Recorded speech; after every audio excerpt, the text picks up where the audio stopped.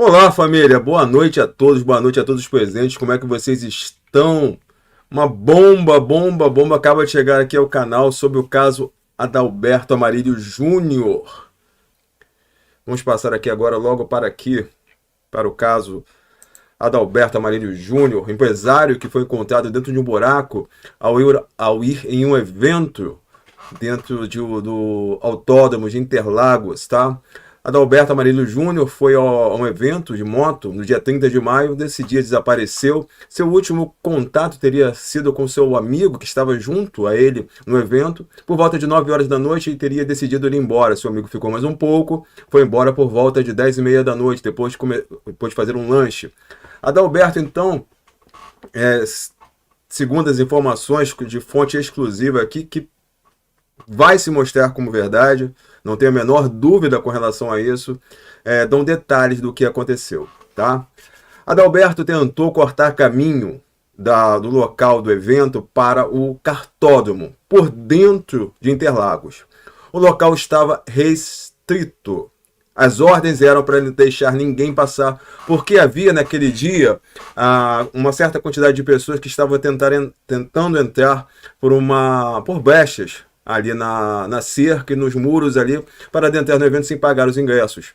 Adalberto teria deixado inclusive seu carro numa rua de acesso ali não autorizado, mas como ele conhecia muito bem o local, ele era praticante de kart, ficava ali no cartódromo, ele sempre deixava o carro naquela posição ali próximo.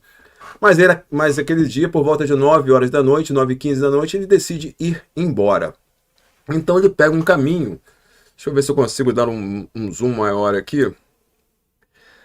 Ele pega esse caminho aqui que está aqui na ponta. Não dá para dar um zoom maior, infelizmente. É o terceiro mapa dali do caminho. E ele faz uma reta por um local que não poderia passar, tá?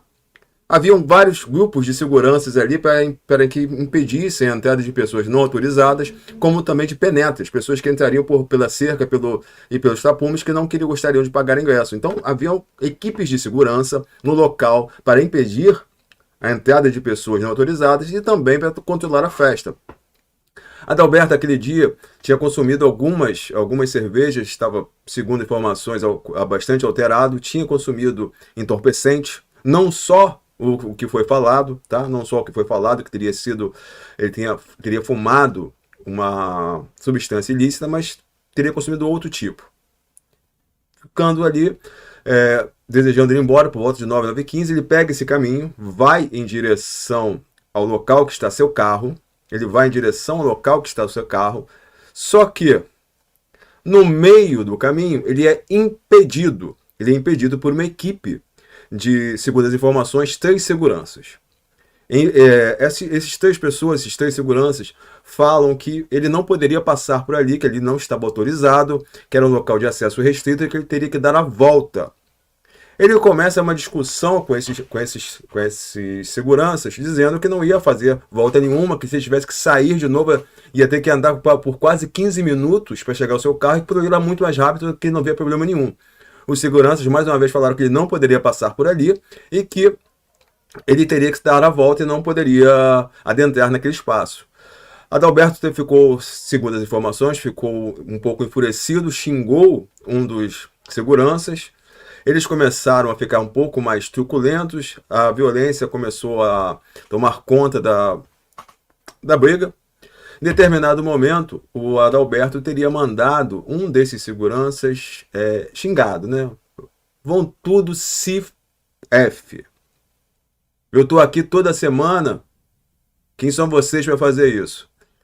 Essa discussão acalorada e esse jeito mais agressivo de falar com os seguranças fizeram que os seguranças fossem um pouco mais truculentos. E ele tentou passar por eles e foi impedido por esses seguranças. Neste momento, segundo as informações que eu tenho, tá? O Adalberto estava com seu capacete em mãos. E ele pega o capacete e acerta em um dos seguranças. Aí começa a confusão. No ato dele acertar o capacete em um dos seguranças, a câmera quebra. E eles começam a discussão. Adalberto, então, é jogado ao chão por uma rasteira e 2 seguranças ficam em cima dele.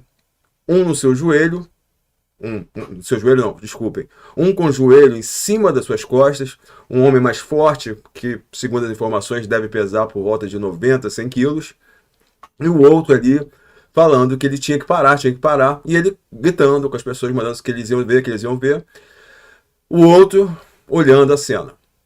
Determinado momento, esses dois decidiram assim, vamos dar uma lição no Playboy, Aí falaram para ele, Playboy, agora se tu vai para casa, pelo que tu fez, agora você vai para casa de cueca. Você vai para casa agora de cueca. Adalberto, tentando se debater, tentando falar, começa a ficar um pouco mais moribundo e as respostas dele já são mais desconexas. Ao todo dessa ação não durou mais do que 7 minutos, tá? Ao todo dessa ação não durou mais do que 7 minutos. Eles continuam ali, o outro segurança retira os tênis, retira as meias, retira a calça de Adalberto, deixa ali por fora, vê a câmera de segurança ali também, e começam a sacanear o Adalberto, chamando ele de playboy, playboyzinho, coisa assim, só que Adalberto começa a não responder. No ato em que ele não responde mais, o terceiro que estava ali, omisso, não participando da cena em si, das agressões, ele começa a falar, sai de cima, o cara não está mais respirando, Eles tomam um susto, viram Adalberto, né? Vê que ele realmente não estava respirando, e pânico neles. Eles decidem o que a gente vai fazer, tiramos a vida do cara,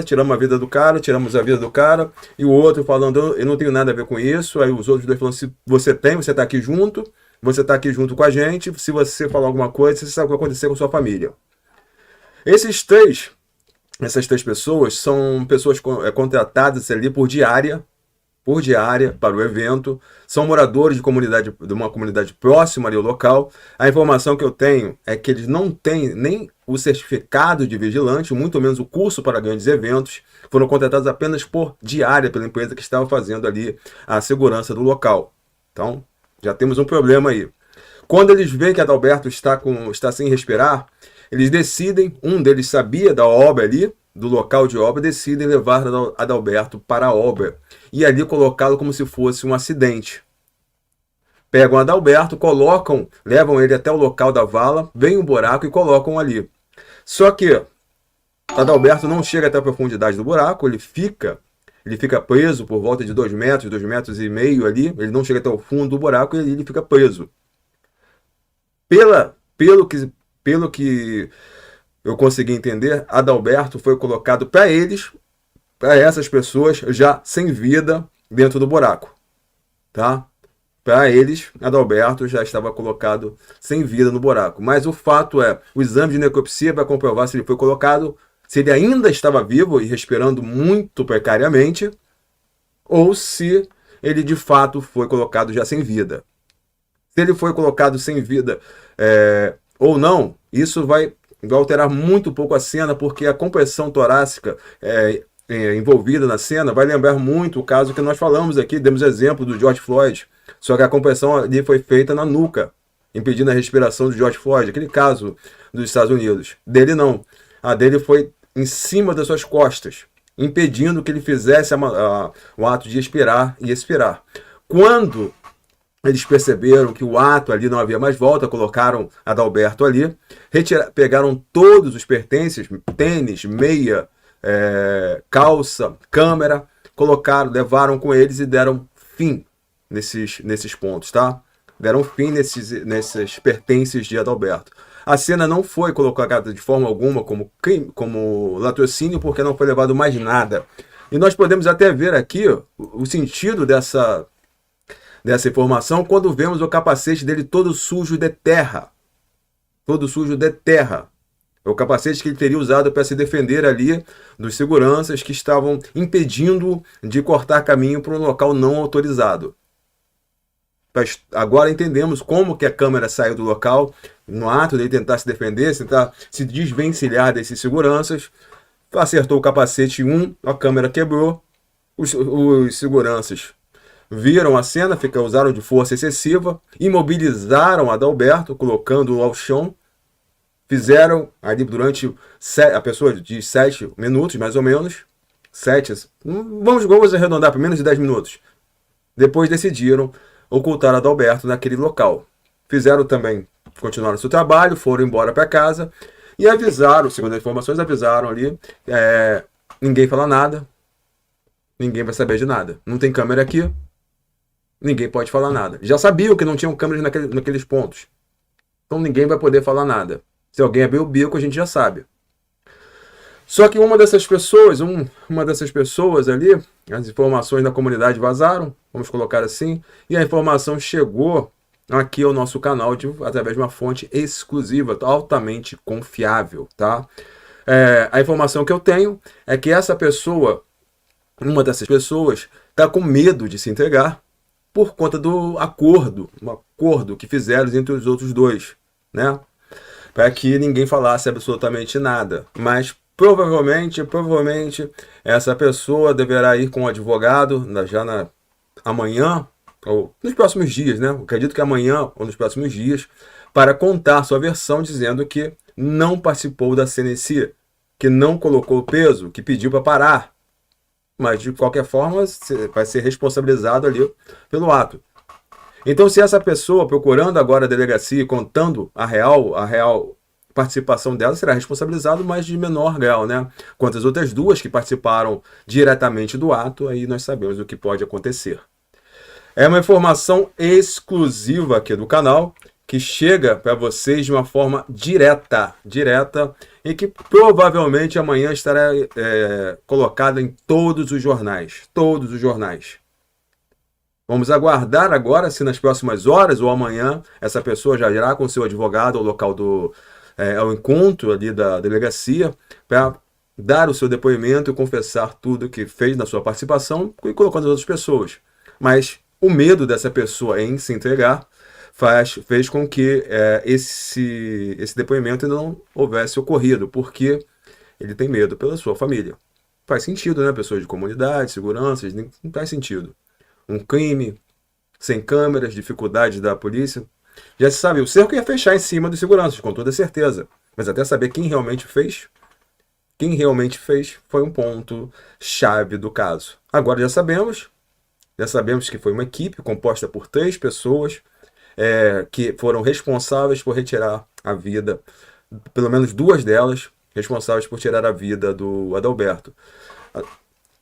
Para vocês entenderem aqui, Adalberto, ele passa, vamos colocar aqui a imagem, vou tentar colocar aqui a imagem e traduzir para vocês. Deixa eu ver aqui que está um pouquinho difícil, vamos ver aqui. Não sei se vocês vão conseguir ver, eu não vou conseguir dar zoom aqui nessa imagem, mas depois vocês tentam dar zoom. Aqui nós temos os mapas do autódromo, tá? O local onde foi a festa, o autódromo, e o local onde o carro dele se encontrava e onde ele foi encontrado, tá? Ele estava em direção nesse mapa do meio. Nesse mapa do meio, vocês podem ver o ponto, 2 pontinhos ali que são mais protuberantes. Ele faz como se vocês fizessem uma linha reta ali, tá? Como se fizesse uma linha reta, mais ou menos, do ponto que está escrito veículo e o ponto que está mais à esquerda. Ele vai cortar caminho por ali, é o local ali próximo à saída ao acesso do evento. Se ele tivesse que fazer o caminho normal, ele demoraria por volta de 15 minutos andando. Ele fazendo esse percurso seria 1/3 do tempo. E como ele é conhecedor do local por fazer kart, ele vai por aquele local. Ele sabe por onde passar. Só que no meio do caminho, né, os seguranças do evento falam assim, olha, por aqui você não pode passar. Por aqui você não pode passar. Pode voltar. E aí ele fala, eu não vou dar essa volta toda, é só passar por aqui, pô. Tá fazendo graça por quê? Eu só vou passar por aqui e vou embora. E o segurança fala, não, por aqui você não vai passar não. E ele começa uma discussão ríspida com os seguranças. E o segurança também responde, até que ele xinga um dos seguranças. O segurança vai mandar ele embora, sair. Ele tira, pega o capacete, acerta o capacete aí começa a confusão toda. Aí dessa confusão, ele é imobilizado, colocado ao chão. Pelas informações que eu tive, de rosto ao chão, tá? A pessoa imobilizando ele com o peso da pessoa em cima das suas costas, dificultando cada vez mais a respiração dele. Ele vai passando os minutos, vai perdendo a consciência. A partir de um determinado momento, ele fica desacordado. As pessoas, os seguranças tentam ver se ele continua vivo, acreditam que ele está sem vida, acreditam que ele está sem vida. Um deles já conhece aquele local, já conhece o ponto ali da sapata, tem a ideia de levá-lo para aquele local. Colocam Adalberto na posição em pé, uma posição vertical, começam a colocá-lo dos pés para a cabeça. O capacete que ele foi usado também colocado lá. Ele não desce até o final do buraco, porque o buraco começa com 85 centímetros e na sua parte final ele tem 40 centímetros de diâmetro, então vai diminuindo. Em determinado ponto ele fica ali agarrado, ele não chega até o final do buraco. Seus braços ficam para cima, porque ele é descido dessa forma, e assim o caso foi colocado como um crime.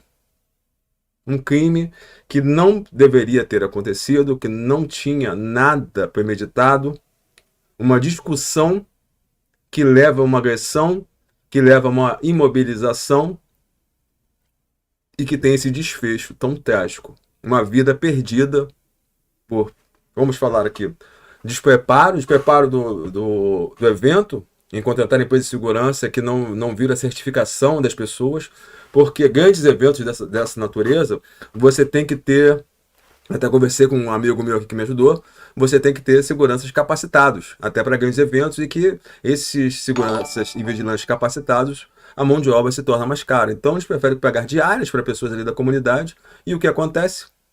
Despreparo leva a isso. Uma coisa que poderia ser totalmente evitada foi levada ao extremo e uma perda de vida. Adalberto, então, se não tivesse cortado o caminho, estaria vivo, teria chegado em casa, teria jantado com a sua mulher. Os seguranças, se fossem menos incisivos, Adalberto teria chegado em casa com raiva, mas teria chegado em casa. Mas o excesso de força utilizado ali fez com uma coisa virasse uma tragédia. Então, segundo as informações, esses 3 seguranças ficaram desesperados ali quando viram que o Adalberto teria ficado totalmente consciente, para ele, sem vida. Então, ocultaram o corpo de Adalberto, porque sabiam que naquele dia, no final de semana, sábado e domingo, aquele local era um local restrito de obra, não teria obras naquele dia, não teriam pessoas próximas, resolveram colocar Adalberto ali. Ele fica, então, sexta, depois de 9h30 da noite, sábado, domingo, segunda e terça-feira, quando vão continuar a obra, ele é encontrado logo pela manhã. E assim é praticamente o desfecho do caso. Só falta agora a polícia, a doutora delegada Ivalda Leixo, conseguir fazer a prisão dessas pessoas. Essa pessoa deve ir nas próximas horas, ou amanhã, ou nos próximos dias, já que está procurando advogado para fazer isso, e vai dar sua versão. Vamos ver como vai ser dada essa versão, se a versão é verdadeira ou não, se ele participou ou não. Vamos ver o entendimento da doutora Ivalda Leixo.